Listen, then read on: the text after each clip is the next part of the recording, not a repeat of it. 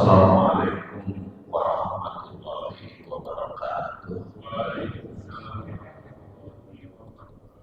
Alhamdulillah wassalatu wassalamu ala Rasulillah wa ala alihi wa sahbihi wa man wala.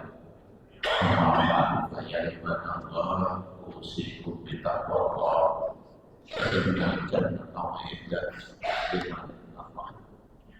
Jamaah rahimahullah, kajian tafsir yang bulan yang lalu tentang Abasa sampai ayat 32 dianggap tamat, tidak bahasanya, dan sekarang giliran hadis. Jadi kalau sudah tamat kajian Quran, giliran hadis. Dan bagi Bapak dan Ibu yang mau memiliki bukunya, itu bisa nanti dipesan sesuai pesanan aja. Termasuk buku ini juga kajian hadis riwayat Muslim, itu tebalnya 240 halaman kajian hadis ini. Tapi tidak bisa dibagikan bukunya karena kekahontal gitu. Jadi dibagikan dituntut tapi bagi yang mau boleh nanti pesan. Dan Isra Mi'raj ini mengkaji hadis riwayat Muslim dari Anas bin Malik. Kenapa ini dibahas hadisnya? Kalau kita kan biasanya Quran, kalau Isra Mi'raj itu kita Quran dan hadis, tapi fokusnya kepada kajian hadis. Latar belakangnya, peristiwa Isra Mi'raj itu merupakan salah satu peristiwa monumental dalam sejarah Islam. Makalah ini bagian makalah pertama, jadi nggak apa-apa nanti kalau tidak tamat bulan Sya'ban, bulan Ramadan, lanjut Syawal gitu. Karena 240 halaman masa tahunnya, jadi diangsur saja, karena ngebahas Isra Mi'raj tidak mesti di bulan Rajab. Toh para ulama juga memperbincangkan kapan itu peristiwa Isra Mi'raj itu. Ada yang mengatakan bulan Rajab, ada yang mengatakan bulan Rabiul Awal, ada yang mengatakan bulan Ramadan. Di kalangan ulama juga berbeda-beda. Kenapa berbeda-beda? Karena pada saat Rasulullah diisrokan dan dimi'rajkan, kalender hijriyahnya can aya. Kalender hijriyah itu kan baru ditetapkan zaman Umar bin Khattab. Jadi penanggalannya beda-beda pada saat itu. Tapi kalau selama 1 tahun 12 bulan, itu sudah ada sejak diciptakan langit dan bumi. Ya, di dalam surat At-Taubah, inna iddatas syukur, sesungguhnya jumlah bilangan bulan di sana dalam 1 tahun adalah isna asyara syahron. Sejak kapan? Fi kitabillah, dalam kitabullah, sejak kapan? Yaitu yaum khalaqas samawati wal ardh, sejak diciptakan langit dan bumi. Jadi kan sekarang di jurnal ada yang mengatakan katanya penetapan 12 bulan teh buatan orang Kristen, orang Yahudi. Itu kan kalau kata Quran sejak diciptakan langit dan bumi. Ya. Jadi can aya Kristen, Yahudi lagi sudah ditetapkan. Hanya jumlah Januari eta orang Yahudi mah eta Januari berapa hari, Februari berapa hari, eta dulu diperbincangan di kalangan mereka. Tapi kalau Komariah mah sejak awal juga sudah ditetapkan oleh terbitnya bulan. Oleh terbitnya bulan kalau Komariah mah. Tapi kalau Syamsiah memang bisa berubah ya. Jadi kalau Komariah mah tiap bulan juga bisa dicek sejak awal. Nah, itu, dan bulan Rajab ini termasuk bulan haram. Karena bulan haram itu salasun mutawaliyat, yang 3 berurutan dan yang misah 1 yaitu bulan Rajab. Itu Dzulqa'dah, Dzulhijjah, Muharram, Rajab. Jadi kalau di kalangan ulama berbeda-beda tanggalnya, kemudian bulan apa, ada juga yang berpendapat berulang kali. Ya, karena kalender Hijriahnya baru ditetapkan sejak Umar bin Khattab, tapi tanggal bulannya ada sejak zaman diciptakannya langit dan bumi. Jadi maka perlu dibahas secara berangsur. Ini hadis riwayat Muslim dari Anas bin Malik. Karena bukan hanya sejarah, tetapi juga memiliki kedudukan sentral dalam ajaran akidah dan ibadah.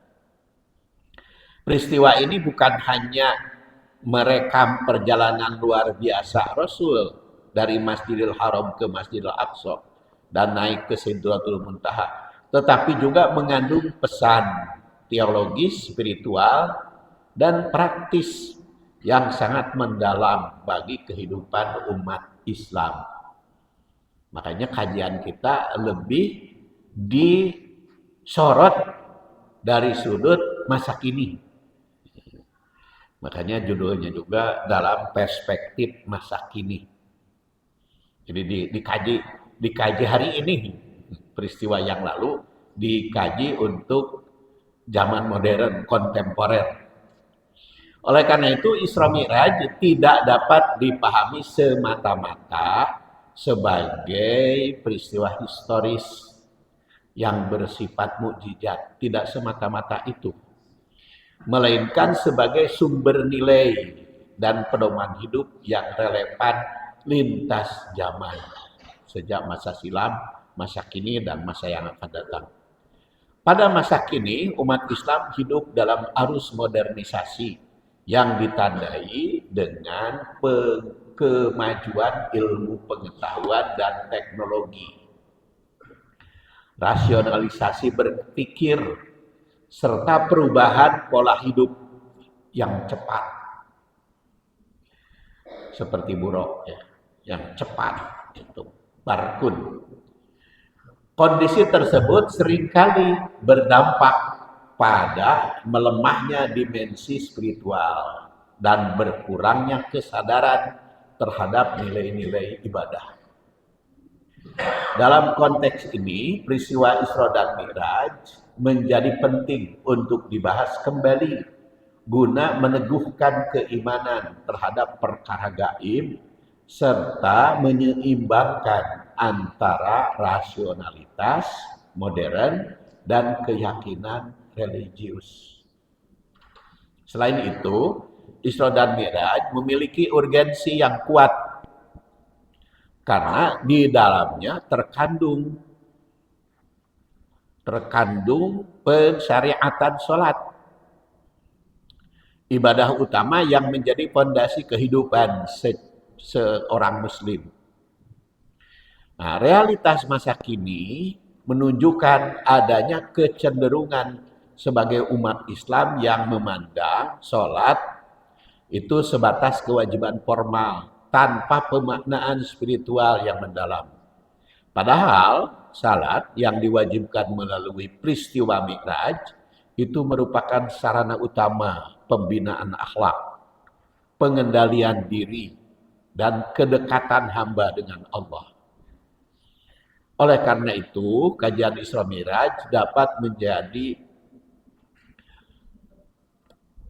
pintu untuk merevitalisasi pemahaman dan pengalaman sholat dalam kehidupan modern. Di samping itu, Isra dan Mi'raj juga terjadi pada fase kehidupan Rasul yang penuh ujian.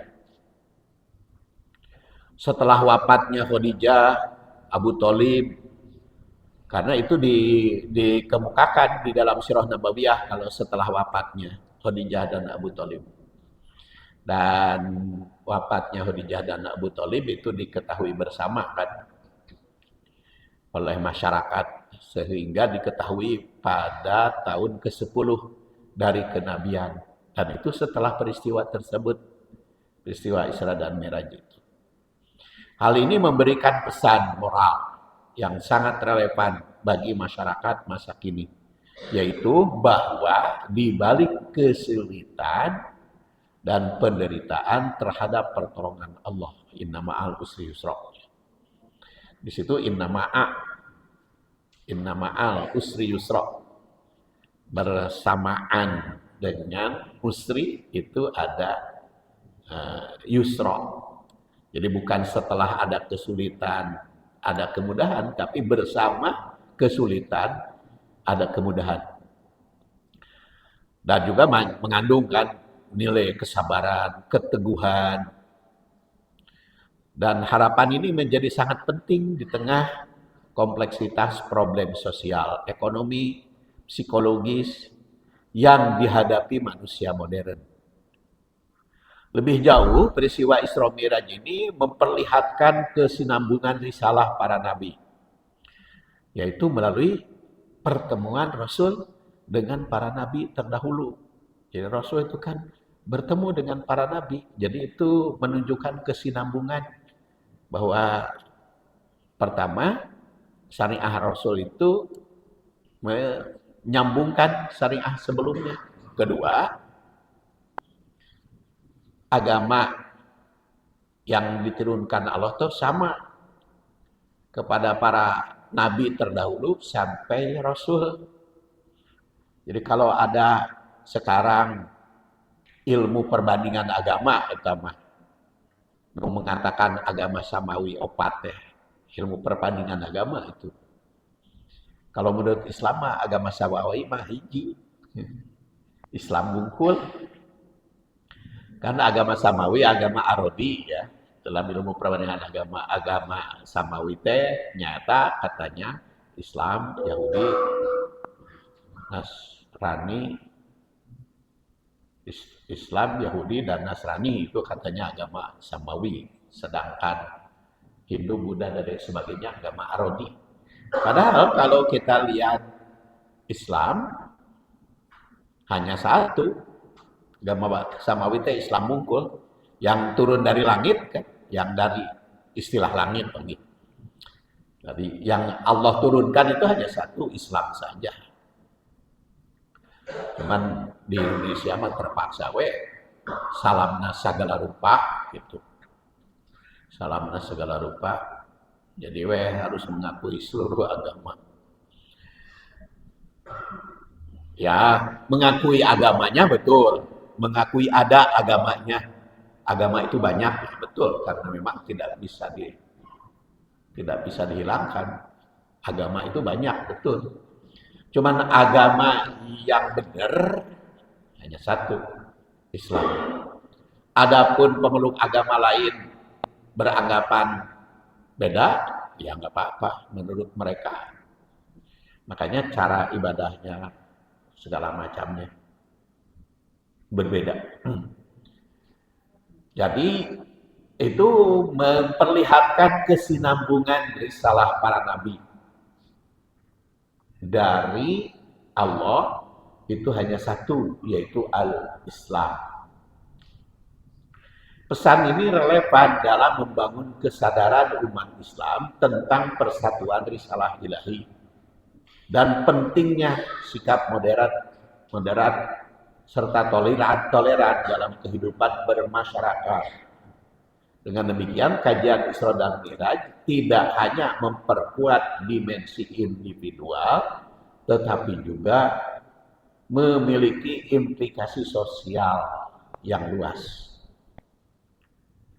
Maka berdasar uraian tersebut, pembahasan Isra dan Mi'raj pada masa kini menjadi suatu keniscayaan. Bukan kenistaan, keniscayaan.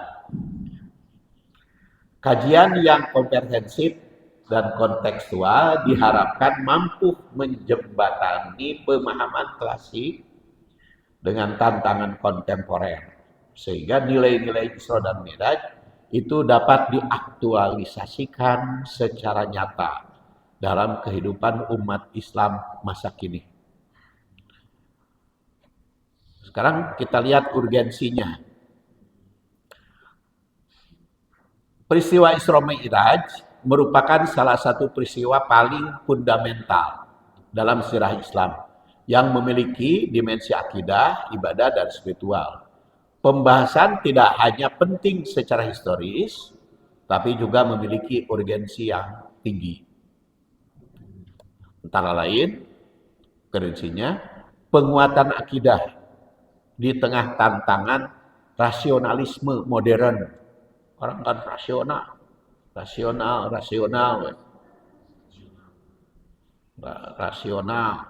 Sekarang musimnya.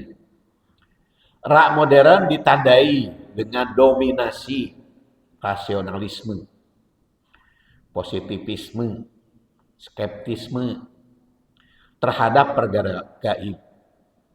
Isra dan Mi'raj menuntut keimanan terhadap kekuasaan mutlak Allah yang melampaui hukum alam. Melampaui. Jadi hukum tidak hanya alam. Kan orang ateis mah berpendapat hukum tidak hanya berdasar alam kan. Pembahasan yang ilmiah dan proporsional membantu umat Islam memahami hubungan antara iman dan akal, sehingga akidah tidak mudah tergoyahkan oleh cara pandang materialistik. Itu pertama. Kedua, penegasan kedudukan sholat sebagai pilar kehidupan Muslim. Isra dan Mi'raj itu merupakan peristiwa pensyariatan sholat. Satu-satunya ibadah yang ditetapkan langsung oleh Allah tanpa perantara wahyu di bumi. Itu kan kelanjutannya aja, perintah sholat, aqimus sholat, kemudian cara sholat, itu memang di bumi. Tetapi perintah wajibnya sholat itu ketika Mi'raj. Yang dipahami oleh para ulama ketika Rasul bertemu dengan Allah. Nah, pertemuannya diperdebatkan bagaimana, apa yang dimaksud dengan bertemu. Karena eta mah pan peristiwa sholat mah malaikat Jibrilnya setelah menerima kan, ketika ditetapkan kepada Rasul secara langsung.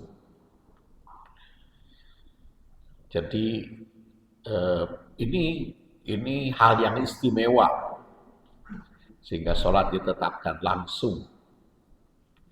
Dalam konteks kehidupan modern yang serba cepat dan penuh distraksi, kajian Isra dan Mi'raj itu menegaskan kembali bahwa sholat adalah sumber kekuatan spiritual, disiplin moral, dan keseimbangan. Kemudian yang ketiga, revitalisasi spiritual di tengah krisis makna. Kehidupan modern sering melahirkan kehampaan spiritual, stres, dan krisis makna. Nah, Isra Mi'raj mengajarkan bahwa pendakian spiritual atau Mi'raj rohani itu merupakan kebutuhan manusia. Bagi manusia mah Mi'rajnya rohani. Tapi bagi Rasul mah jelas jasmani dan rohani. Kajian ini mendorong umat Islam untuk menjadikan ibadah sebagai sarana mendekatkan diri kepada Allah, bukan sekedar rutinitas formal. Keempat, Rasulullah SAW sebelum Mi'raj itu kan memilih susu. Itu sebagai simbol fitrah. Itu menunjukkan ajaran Islam yang selaras dengan kesucian jiwa. Terus kelima, pertemuan Rasul dengan para nabi terdahulu. Itu menunjukkan kesinambungan risalah. Ini perlu dibahas. Apa sih makna Rasul bertemu dengan Adam? Bagi kita, bagi Rasul ya sudah jelas oleh Rasul. Apa sih maknanya bagi kita Rasul bertemu dengan Nabi Isa, Nabi Yahya, Nabi Idris, Nabi Musa, Nabi Harun, Nabi Ibrahim. Dan ternyata langit nanti beda-beda gitu. Nabi Adam di langit pertama. Apakah benar Nabi Adam teh sekarang juga ada di langit pertama? Itu bagaimana? Atau dipertemukannya aja di langit pertama teh gitu. Terus berikutnya langit kedua, dan berikutnya sampai Nabi Ibrahim langit ke-7 dan Nabi Musa langit ke-6, jeung bulak-balik deui. Rasul teh jeung Nabi Musa diskusi. Apa itu maknanya? Kemudian penguatan kesadaran, sejarah kesatuan. Jadi ada sejarah kesatuan. Pertemuan Nabi dengan para nabi terdahulu. Kemudian tentu saja yang keenam adalah model keteladanan dalam menghadapi ujian dan kesulitan. Isra dan Mi'raj itu terjadi setelah Rasul menghadapi masa duka yang disebut amul huzni. Hal ini memberi pesan bahwa pertolongan Allah datang setelah kesabaran. Sebuah nilai yang sangat relevan bagi manusia modern yang sering menghadapi tekanan hidup. Nah, sekarang kan tekanan hidup itu hebat. Bukan hanya dari musibat, tapi kadang-kadang musibat diri sendiri. Kemudian dialog Rasul dengan Allah dalam proses pengurangan jumlah sholat itu menunjukkan adab kerendahan hati dan ketaatan total kepada Allah. Nilai ini relevan dalam membentuk karakter muslim yang taat dan patuh.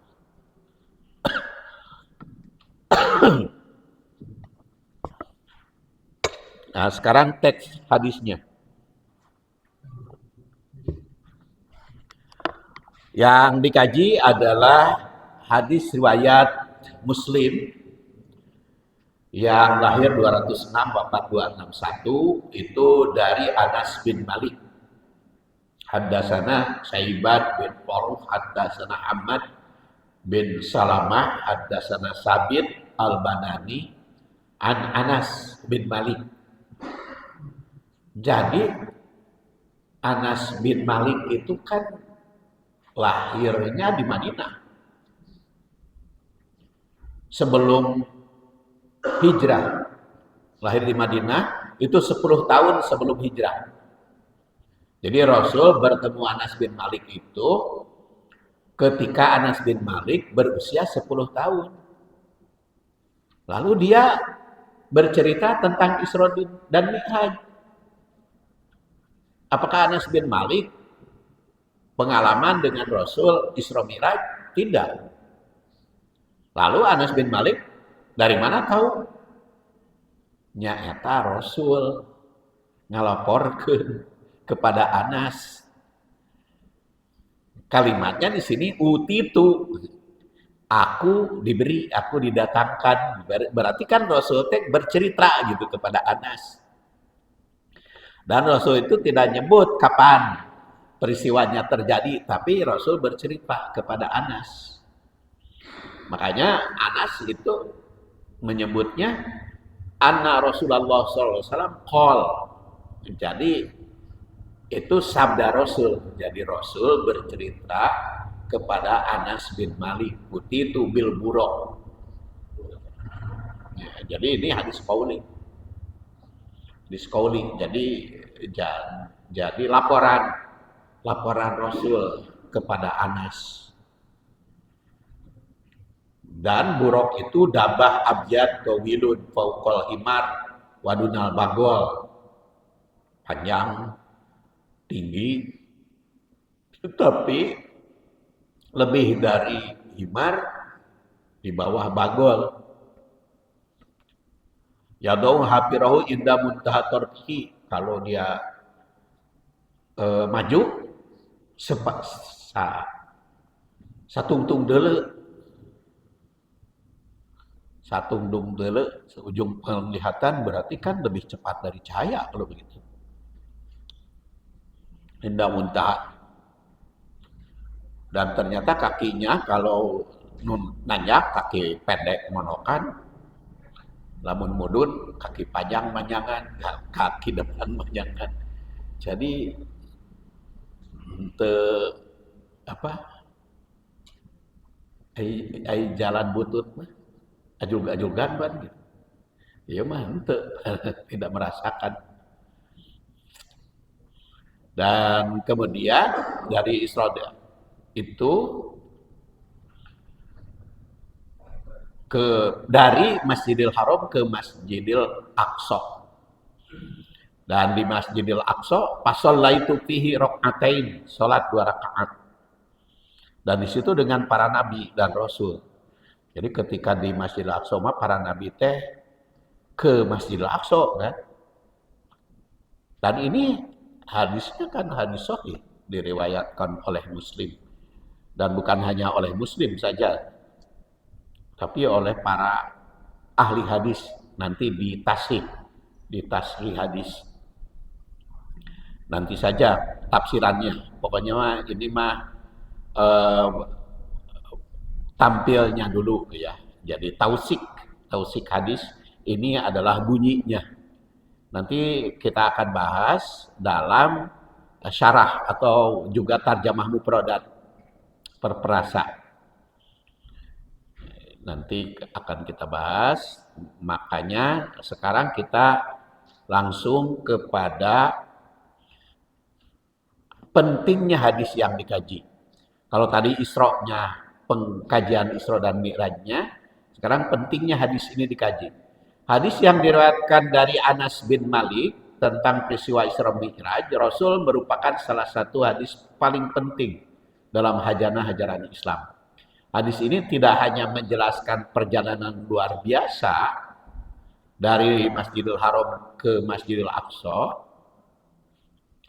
tapi juga selanjutnya menembus lapisan-lapisan langit. Lapisan langit pertama, kedua, ketiga, keempat, kelima, keenam, ketujuh. Dan langsung ke Sidratul Muntaha.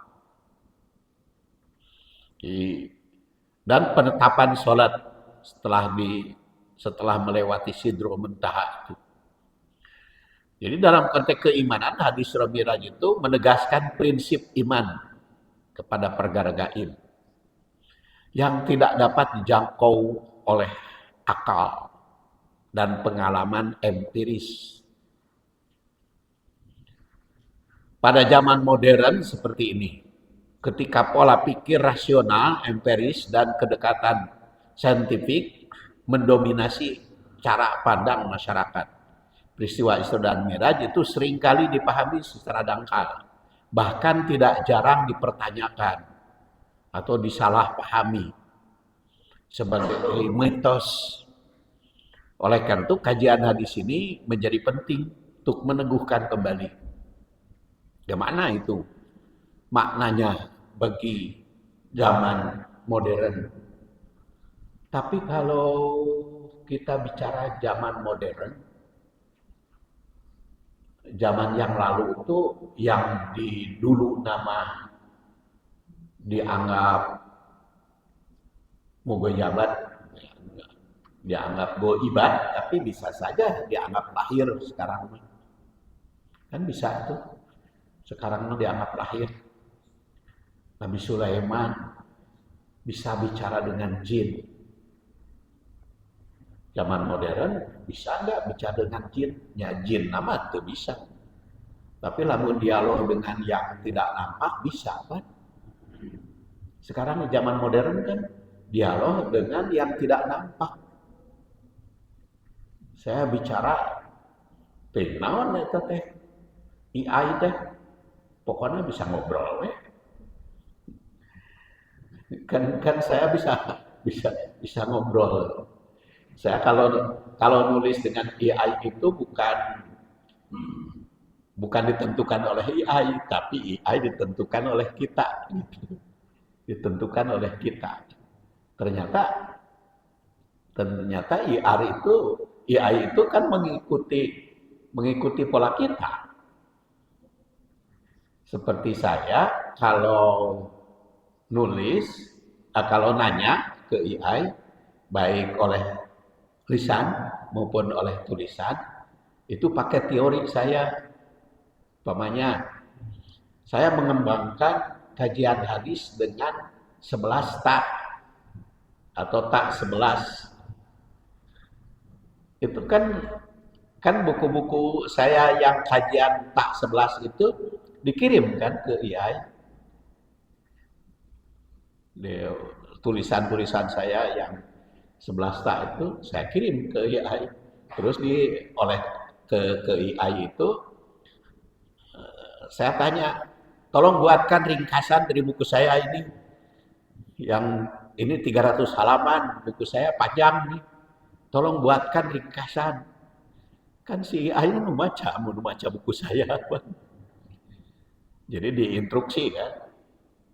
Ya karena saya sering menyebut begitu, maka nanti kalau ada pertanyaan hadis dari saya, maka dia menyebut dengan 13 tak, arti dengan metodologi tak 11 yang Anda kembangkan katanya. Itu kan ngomong jeung saha, jeung tim. Jadi jadi jadi bisa jadi kenyataan kan. Jadi kalau kalau saya menggunakan AI itu sebagai asisten, bukan sebagai guru, sebagai asisten. Jadi kita yang instruksikan. Kan Isra Mi'raj ini di kampung saya mah ceramah Isra Mi'raj itu ke bahasa Sunda. Maka makalahnya ke bahasa Sunda kan. Jadi yang 240 halaman itu disuruh Sunda kan. Salin ke bahasa Sunda. Jadi instruksinya dari kita kan. Ini bukunya dikirim ke AI lewat PDF. Nah, ini bahasa Indonesia ini, maka tolong terjemahkan ke bahasa Sunda. Kirimkan. Jadi kan bahasa Sunda. Oke, lamun rek dikirimkan ke Inggris, jadi. Kalau tolong bahasa Inggris kan, jadi. Bahasa Turki, bahasa apa gitu.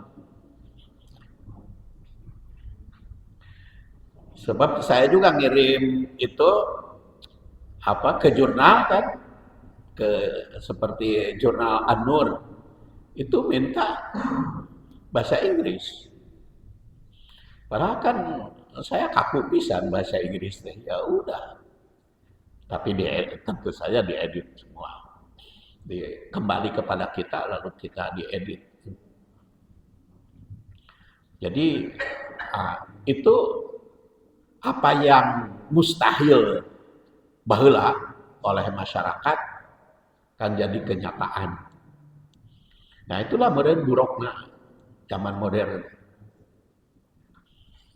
Jadi dalam konteks keimanan justru itu semakin kuat iman kita.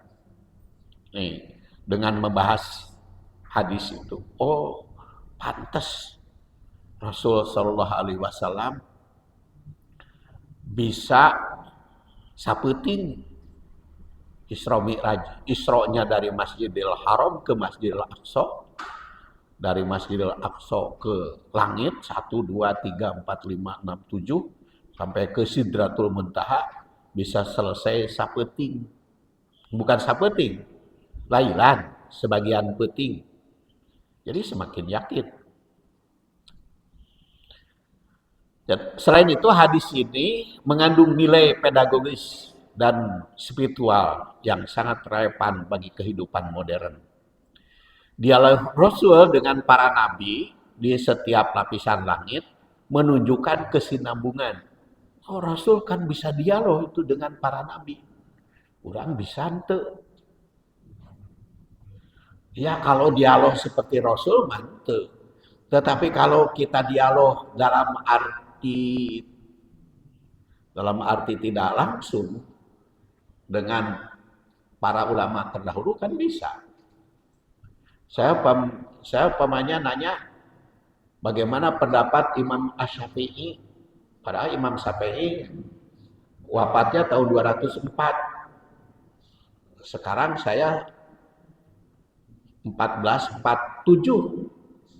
Kumaha nanya pendapat Syafi'i. Ya dibuka we bukuna. Pan buku ngabuka buku Al-Um teh hararese. Ya teu kudu dibawa bukuna geus ready. Laptop kan buka buku. Itu kan berarti dialog jeung masa lalu. Dialog jeung masa lalu.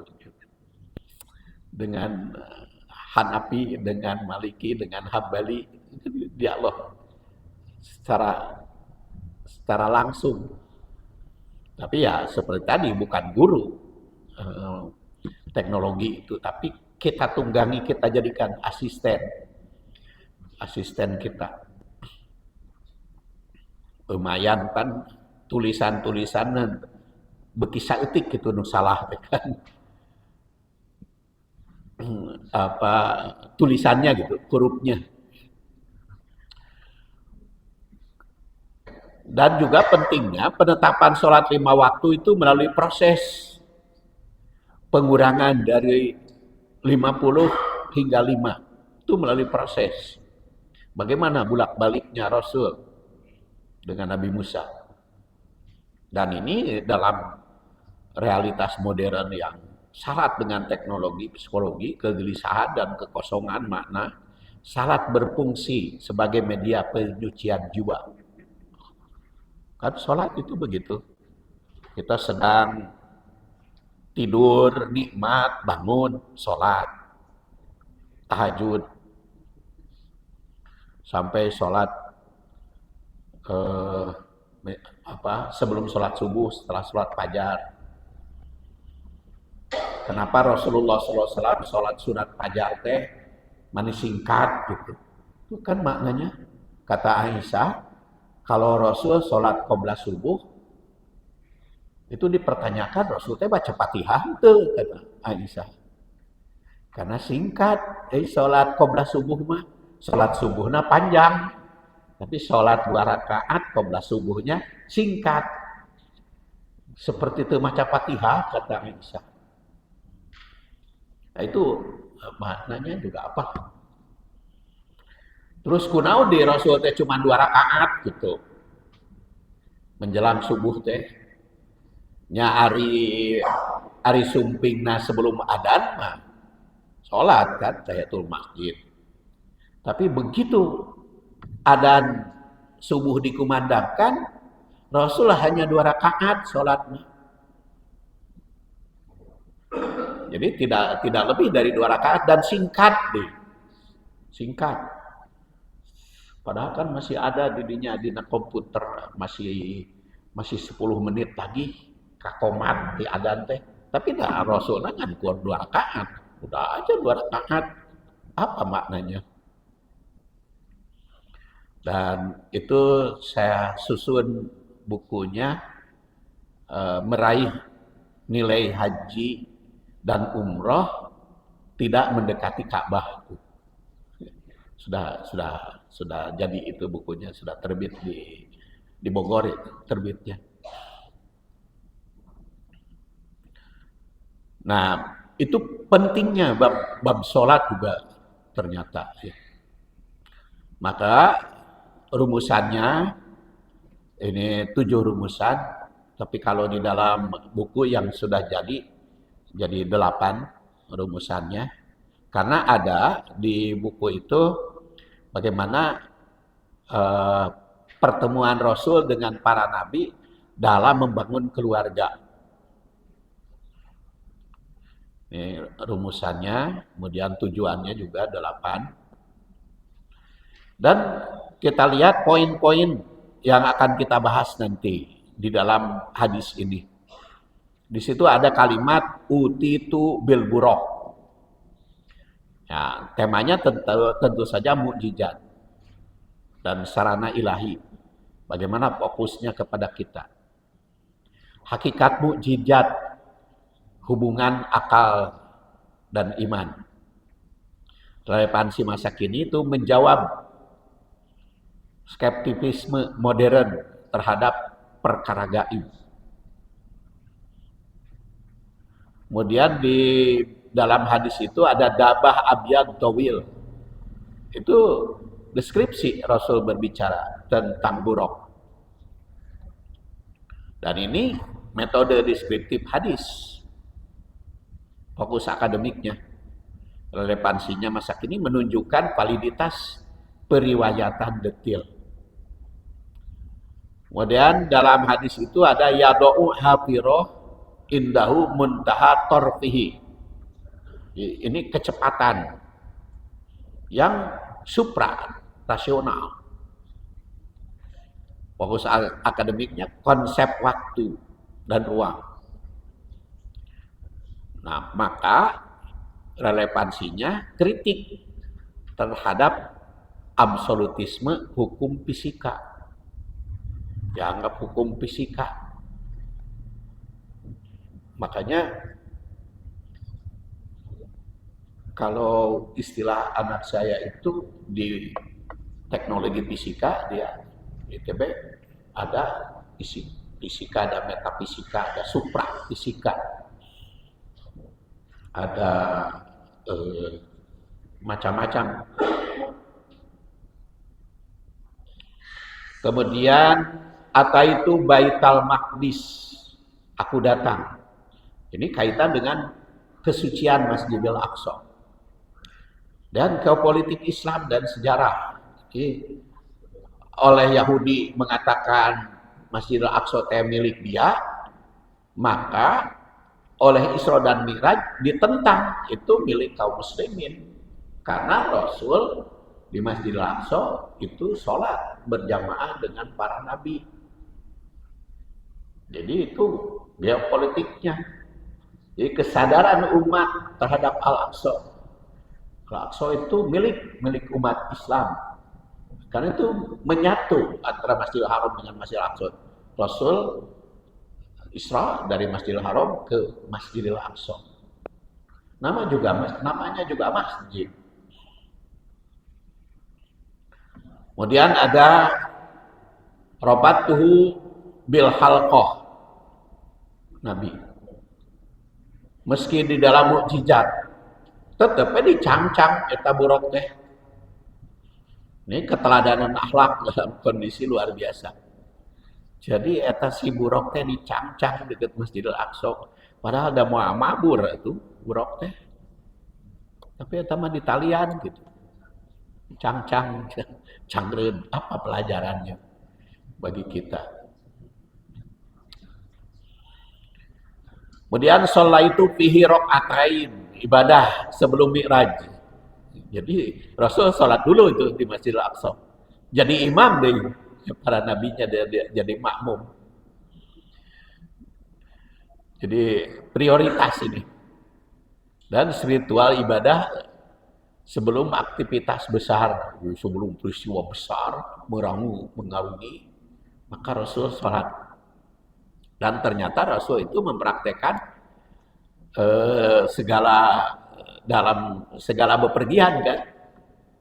Ayo orang makan rata-rata sholat sebelum berangkat ya, lamun Isra Mi'raj hukul, Isra Mi'raj, lamun umrah hukul pada tawa haji diacarakeun akhirnya umrah mah sholat dulu di masjid 2 rakaat. Akhirnya ke Eropa ke Amerika tapi jadi lamun rek umroh we eta teh diacarakeun salat 2 rakaat teh. Tapi ternyata itu ada teladan dari Rasul sebelum berangkat kemanapun salat.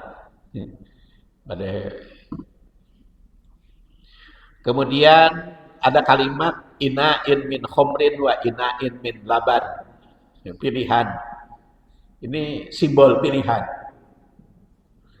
Jadi metodologi simbolik hadis. Jadi ada nilai fitrah lawan penyimpangan modern.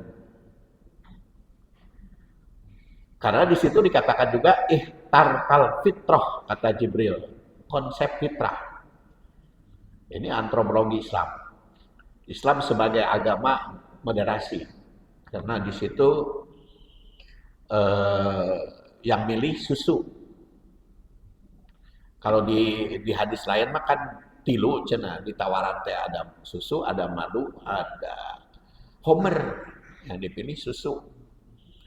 Itu Islam sebagai agama yang moderasi, modern atau wasatiyah. Tidak ekstrim ibadah ritual, meninggalkan sosial, tidak ekstrim sosial, meninggalkan ritual, tapi seimbang. Kemudian summa aroja ila sama, Rasul Mi'raj. Dan di situ aroja bina ila sama. Kami pergi ke langit. Berarti jelas Mi'raj itu rohani dan jasmani, bukan rohani unggul. Kalau akademiknya perdebatan jasmani rohani, maka ini keseimbangan spiritual dan fisik. Lalu pastabtaha Jibril. Nanti kita bahas satu persatu. Ini poin-poin yang dapat kita gambarkan nanti. Jadi itu tertib langit. Jadi kata kosmik ilahi. Konsep keteraturan alam semesta. Jibril teh mau ke langit ke-1, istaftah. Assalamualaikum. Salam. Saha eta? Jibril. Jeung saha? Muhammad. Terus diutus. Ya, itu ada tertib gitu. Jibril teh ke tiap langit teh gitu. Yo, masuk. Geus masuk baru dipersilahkan masuk, baru masuk. Kemudian faida ana bi Adam, pertemuan Nabi. Kesatuan risalah, dialog lintas iman dengan Nabi Adam. Lalu Isa, ketemu Isa dan Yahya, kekerabatan, hubungan Islam dan syariah. Syariahnya yang berbeda, semuanya juga Islam, cuman syariah ada yang berbeda dengan Nabi Isa. Dan itu toleran. Lalu dengan Yusuf, keutamaan akhlak dan fisik, etika, keindahan. Yusuf teh pangkasepna, karena disebut oleh Rasul syatrul husni, pangkasepna, jadi kecantikan. Lalu Idris itu dikutip oleh Rasul dalam hadisnya warofa'nahu makanan aliyan, derajat spiritual yang tinggi. Maka ini kaitan tafsir dan hadis. Lalu Harun itu punya sifat kepemimpinan yang berbeda dengan Musa. Tapi Musa itu tegas, sekali gaplok mati manusia. Kalau Nabi Harun lelei. Nah ini kepemimpinan. Kemudian Musa bertemu dengan Musa di langit kegenep, bakal iman syariah. Nah itu belajar pengalaman Rasul itu kepada Musa. Kenapa tuh ada pertanyaan? Kenapa tuh konsultasinya lain ke Ibrahim? Banyak jawabannya. Ya antara lain, nu dihadapi oleh Nabi Muhammad, termasuk juga kan Yahudi yang mengaku beriman kepada Musa dan Nasrani yang mengaku beriman kepada Isa. Padahal Musa dan Isa nama Islam, tapi pengakuannya ada. Jadi itu akan dihadapi oleh Rasul. Maka belajar pengalaman kepada Nabi Musa, juga kepada Nabi Harun. Nah, Ibrahim itu dia imam sentral tauhid, Jadi kosmologi Islam. Kemudian kalimat berikutnya Sidratul Muntaha. Sidroh itu kan artinya bidara, pohon bidara. Muntaha, ujung, batas ketarbatasan makhluk. Epistemologi, batas ilmu manusia. Ada yang tidak mampu. Kemudian paparodo alaya khomsina sholah, syaratan. Dan ini ada 23 poin yang kita bahas dari hadis ini. Sekarang kita lihat tarikh Isra dan Mi'raj. Sejarah hadis. Di kalangan ulama berbeda paham. Kenapa sejarah hadis itu perlu dibahas? Karena memang ada penekanan. Kalau kata As-Suyuti mah ada yang berpendapat bahwa al-ibrah laisat bihususi sabab, walakin bi umumil labdi. Tapi ada juga yang mengatakan al-ibrah itu bihususi sabab, la bi umumil labdi. Nah ini li anal ibrah bi umumil labdi, la bihususi sabab. Tapi tarikh itu, sejarah itu penting kita bahas, kita kaji, kita teliti. Itu pembahasan hadisnya. Dan Isra Mi'raj ini tidak terlepas dari surat Al-Isra ayat pertama. A'udzubillahi minasyaitonirrajim. Subhanalladzi asra bi 'abdihi lailan minal masjidil haram ilal masjidil aqsa alladzi barakna haulahu linuriyahu min ayatina innahu huwas samiul basir. Nah, jadi Isra Mi'raj itu dikuatkan oleh ayat Al-Isra ayat pertama dan Mi'rajnya oleh surat An-Najm ayat 13 sampai 18. Jadi bagi umat Islam, kalau sudah tercantum di dalam Al-Qur'an, yakin, iman, benar, tidak diragukan lagi kalau sudah tercantum di dalam Al-Qur'an. Nah, karena itu kebenaran mutlak. Jadi kalau di zaman modern kebenaran itu semuanya relatif, maka bagi umat Islam kebenaran tidak semuanya relatif. Ada kebenaran mutlak, yaitu kebenaran mutlak benarnya yang tercantum di dalam Quran dan hadis. Kebenaran yang relatif adalah kebenaran yang rasio, berdasar rasio. Bahkan kalau Profesor Rahman Tafsir mengatakan kebenaran itu ayat 3. Kebenaran mutlak, Quran hadis, kebenaran rasional yang sifatnya relatif, dan kebenaran mistik. Ayat tambahan Profesor Ahmad Tafsir almarhum. Jadi kebenaran itu 3 mutlak, Quran hadis, kemudian relatif, akal manusia, rasional, dan kebenaran mistik. Kebenaran mistiknya geus dianggap benar ku manusia.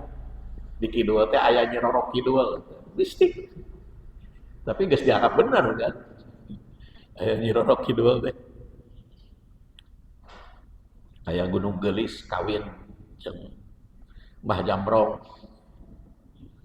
Aya Pamali jeung Mak Onam. Itu kebenaran mistik. Pamali eta teh itu salakina. Nah aku mah kitu bisi kumaha Onam. Jadi Pak Mali salakina, Mak Onam pamajikanana. Terus Gelis jeung Jamrong.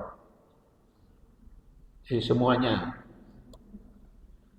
Nah, Al-Mubarakfuri itu mengutip 6 macam pendapat peristiwa Isra Mi'raj. Itu ada yang mengatakan berkaitan dengan diangkatnya Nabi. Ada yang mengatakan tahun ke-5 Ada yang mengatakan 27 Rajab. Nah, ini yang Al-Mubarakpuri dalam Sirah Rasul lebih cenderung ke 20 Rajab. Maka di Indonesia menetapkan 27 Rajab. Ini sebenarnya mah dewe. Ya, macam-macam. Macam-macam. Ada yang mengatakan 16 Ramadan katanya. Ada juga Rabiul Awal. Nah, secara sejarah umat Islam itu sepakat bahwa peristiwa itu berlangsung dari Masjidil Haram ke Masjidil Aqsa karena itu sudah ada di dalam Al-Quran, cuman tanggalnya seperti tadi saya kemukakan karena pada saat itu belum ada penanggalan Hijriah. Sekarang kita langsung ke tanasub. Bagian tanasub atau hubungan hadis dengan ayat. Itu langkah berikutnya. Subhanalladzi asra bi 'abdihi lailan minal masjidil haram ila masjidil aqsa alladzi barakna haulahu linuriyahu min ayatina. Linuriyahu min ayatina innahu huwas samiul basir. Menurut At-Tabari yang wafat 310, Subhana itu merupakan penyucian yang menolak anggapan kaum musyrikin yang mengotori Allah dengan sekutu. Maka ada yang mengatakan memiliki putra, ya, seperti Nasrani, atau memiliki saingan. Maka di sini Subhana itu pembantahan terhadap anggapan itu. Menurut Al-Baghawi menegaskan bahwa kejadian Isra adalah sebuah peristiwa hebat yang menakjubkan. Kenapa diawali Subhana, Maha Suci? Karena ini peristiwa yang hebat, yang menakjubkan, yang bikin aneh, bikin aheng kalangan masyarakat Arab. Sehingga masyarakat Arab ada yang nolak masyarakat Arab jahiliyah. Sampai kan konsultasi itu. Akhirnya berakhir ke Abu Bakar. Kata Abu Bakar, lebih tikitu saya mah yakin lamun Rasul mah. Soal Rasul itu tidak pernah bohong. Kata Abu Bakar. Makanya diawali dengan Subhana. Itu kata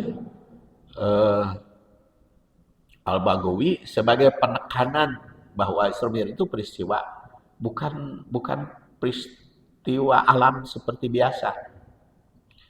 Kemudian perasa alladzi asra ini tajalli. Mengutuk alladzi asra itu menurut Al-Qurtubi merupakan bukti bahwa perjalanan Isra itu ditakdirkan oleh Allah nyata dalam keadaan terjaga. Jadi bukan kermimpi. Makanya diawali. Mimpi mah siapapun bisa. Makanya diawali dengan Subhana supaya yakin peristiwa hebat dalam keadaan bangun, bukan kermimpi, bukan kertidur. Dan lailan. Lailan itu dalam waktu singkat. Bukan finnaum, tapi lailan, malam. Dan di sini dikatakan oleh Al-Alusi menunjukkan keagungan Allah dan apa yang dialami Rasul dalam kejadian ini menempuh dua alam. Ya, yang ditempuh oleh Rasul dalam keadaan jasmani dan rohani itu dari alam lahir ke alam gaib dan dari alam gaib ke alam lahir lagi. Makanya di dalam ayatnya di sini ada barokna. Barokna mah lahir kan. Kami. Sedangkan alladzi asra goib. Allah teh. Jadi dari alam lahir ke alam gaib, dari gaib ke lahir lagi. Maka innahu lagi kan. Jadi alladzi asra bi 'abdihi. Nah, itu Allah teh gaib. Orang ketiga, bukan orang ya, yang ketiga domirnya. Tapi barokna haulahu, barok nama kami, berarti lahir. Tapi ujungnya innahu huwas samiul basir. Gaib lagi. Jadi maka peristiwa Isra Mi'raj teh mengarungi dua alam, gaib dan lahir. Kemudian bi'abdihi, kata Asy-Syaukani, tidak disebut jabatan bi rasulihi karena jabatan rasul juga sebagai abdun, sebagai hamba. Juga menunjukkan bahwa Allah itu kedudukannya yang sangat hebat. Tidak ada tandingan karena tunduk. Kemudian minal Masjidil Haram ke Masjidil Aqsa dipahami oleh Ibnu Katsir itu merupakan tempat Nabi. Aqsa itu tempat Nabi terdahulu. Masjidil Haram yang ditempati oleh beliau. Kemudian linuriyahu min ayatina, fungsinya untuk memperlihatkan ayat-ayat kami. Dan ditunjukkan innahu huwas samiul basir. Jadi subhana itu menunjukkan kehebatan para nabi, nabi. Jadi di sini ada beberapa makna. Yang pertama, jika direnungkan dari segi akidah, subhana itu maha suci menegaskan bahwa kejadian Isra Mi'raj adalah murni kekuasaan Allah. Jadi bukan perjalanan Rasul margi buruk saja dipilih ku Allah, bukan Rasul milih gitu kendaraannya. Seperti orang makan milih itu kendaraan teh, mau motor, mau mobil, Grab. Ini supra rasional. Itu makna pertama. Makna kedua, jika diteliti dari segi kemanusiaan dan status hamba itu memilih kata bi abdihi, Allah itu bukan bi rasulihi, bukan bi nabihi. Itu mengandung arti bahwa pangkat tertinggi seorang manusia itu sebagai hamba Allah. Kemudian ketiga, dari segi sosial, tadi geopolitik, ke Aqsa itu, kemudian keempat linuriyahu min ayatina, menampilkan ayat-ayat dan ayat-ayatnya dijentrekkan, dijelaskan di dalam hadis. Dan kaitannya ini jadi mangga di aos karena waktu sudah hampir habis, sudah habis bahkan. Dan mi'rajnya adalah di surat An-Najm ayat 13-18. Jadi Isra-nya di surat Al-Isra ayat 1 dan mi'rajnya di An-Najm 13 dubika 18. Di situ ada Indah Sidratil Muntaha, ada Jannatul Ma'wa, bahkan Jagol Basor Matogo, Tul Kubro dan seterusnya. Ini kaitannya juga insyaallah dipersilahkan oleh ibu dan bapak selanjutnya dibaca nyalira. Jadi nyambung insyaallah ke makalah selanjutnya. Makalah kedua kita akhiri dengan doa subhanakallahumma wa bihamdik asyhadu an la ilaha illa anta astaghfiruka wa atubu ilaik. Assalamualaikum warahmatullahi wabarakatuh.